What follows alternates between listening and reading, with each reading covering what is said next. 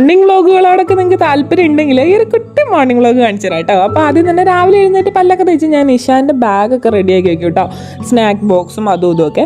അതിന് ശേഷം എനിക്ക് ഭയങ്കര ഇഷ്ടമാണ് ഈ ഒരു ടേബിൾ ഇങ്ങനെ തുടച്ച് നീറ്റാക്കി ഇടുന്നത്. അപ്പോൾ ഞാനിങ്ങനെ തുടച്ച് നീറ്റാക്കി ഇടും.